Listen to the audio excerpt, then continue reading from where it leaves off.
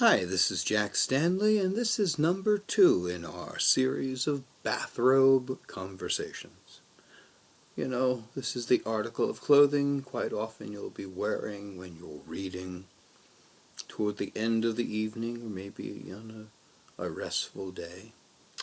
And I pull out various books from my library that I find rather fascinating and unusual.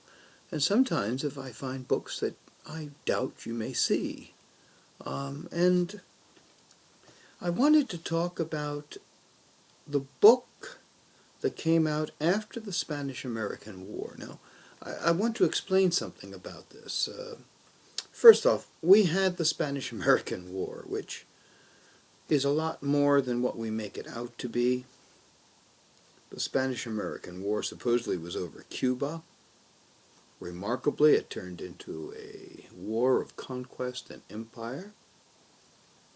We kicked Spain out of Cuba, out of Puerto Rico, out of the Philippines, and eventually Guam.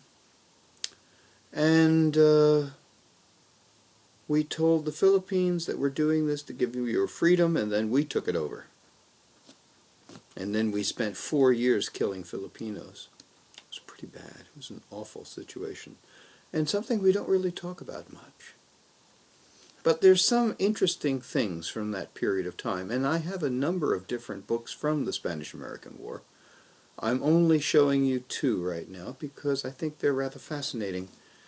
And the first one, I just want to show you the cover because I found it so abhorrent that it was beyond words. And it is this lovely book for children called Taking Manila. You'll notice that they're playing baseball as they're talking about basically invading the Philippines and killing the Filipinos. Pretty pathetic. I found that rather interesting. But what a title, Taking Manila. Not freeing Manila, not aiding Manila, taking Manila. Pretty frightening.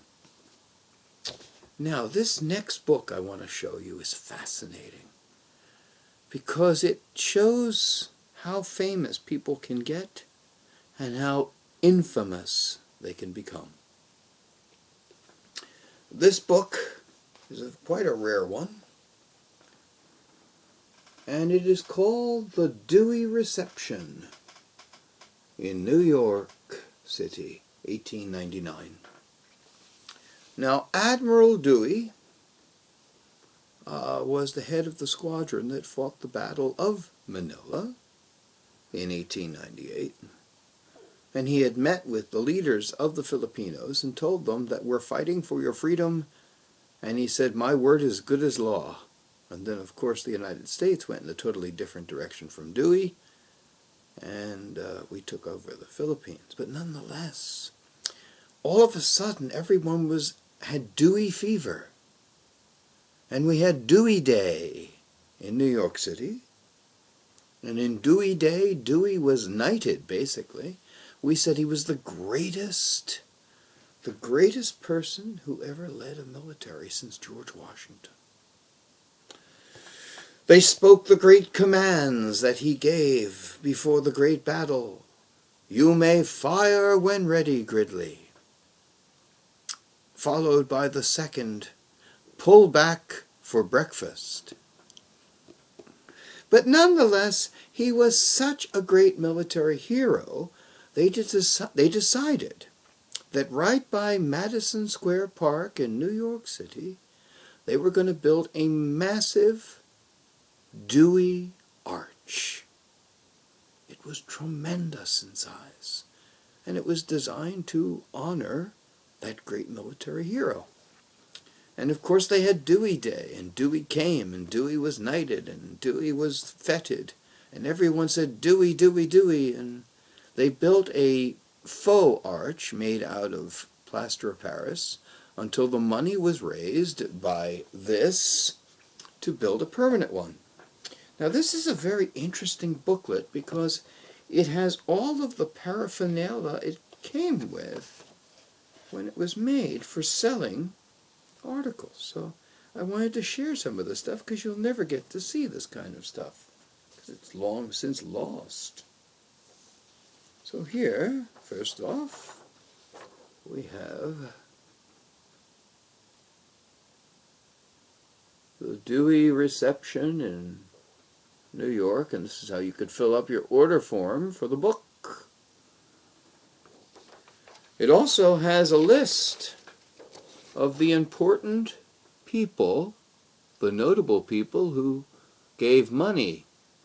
Now you'll notice something very interesting about it.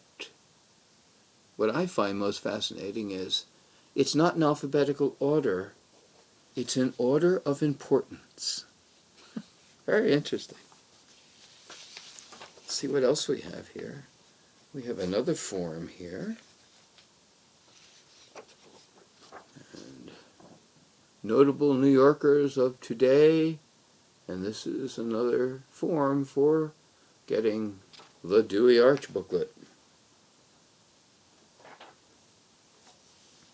Talks about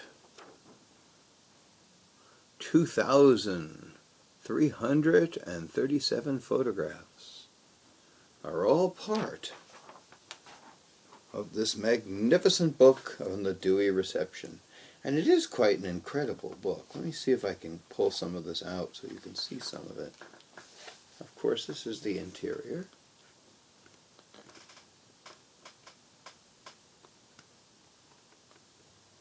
The Dewey reception. And of course, this wonderful booklet is filled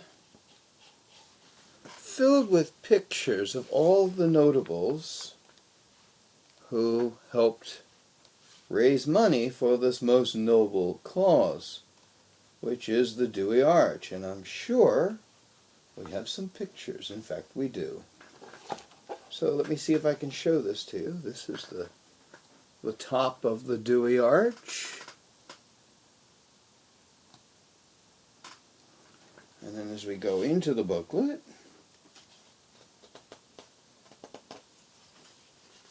we have other pictures here.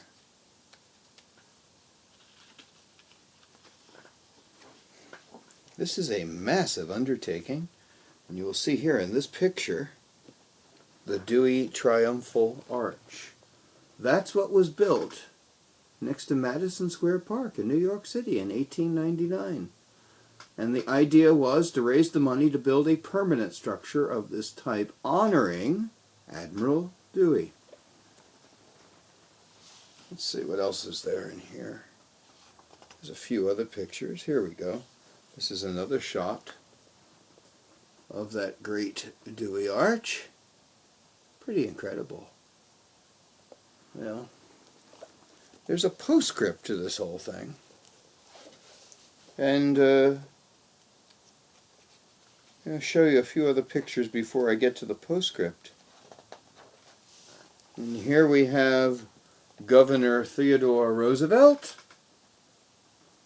right there on his horse.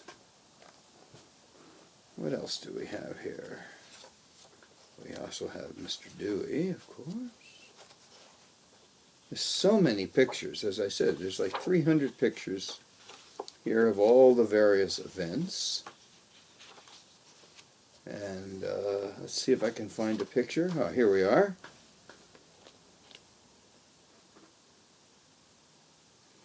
Mayor Van Wyck and Admiral Dewey at the event. And of course there's so much more. I can't really show it all to you because there is just so much. It was an event of events. I have to tell you, Dewey Day was an amazing event because Dewey had done amazing things. And so there was all kinds of trinkets for sale that day. But here's the problem. Dewey wasn't the smartest bulb. When Dewey returned, he was presented with a house. He wasn't married. And, well, there was all this talk about Dewey for president.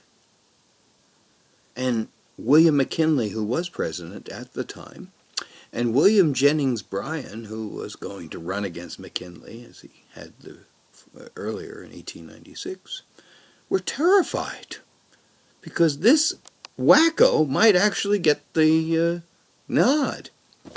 Well, Dewey solved the problem. First off, he got married, and everyone got mad at him. All the women that were in love with him, they lost their boy. But what is more important is that Dewey talked. And I'm going to paraphrase this. I'm not going to say it directly, correctly.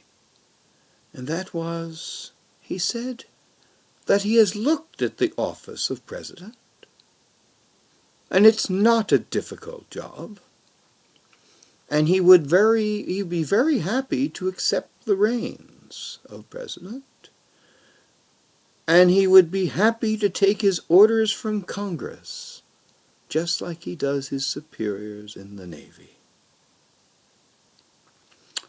Well, that was about the last we were going to hear of Admiral Dewey. The money stopped coming in for the Arch. It kind of fell apart. And Dewey was pretty well cast aside in the rubbish heap of short-lived idols. Within a few more years, nobody knew who Dewey was. There was no more Dewey Arch. This booklet was cast right out. No one wanted to hear about Admiral Dewey, because Dewey turned out to be kind of a dud. But nonetheless, it's a fascinating thing. I mean, it was that close to happening. We almost had the Dewey Arch, which would have complemented Madison Square Park, very much like the Washington Arch does at Washington Square. So I wanted to share this booklet with you, and a quick little mention of this one, because the Spanish-American War is something that's pretty well forgotten and not talked about. But books like this, that capture such an amazing moment of time, are well worth reading and looking. And if you do get the opportunity to find a copy of this, or purchase one for your personal library, I highly, highly recommend it. It is tremendous. It's a fascinating piece of history. And so I hope you've enjoyed our little bathrobe chat on another interesting and unusual subject. So I bid you a good night and happy reading.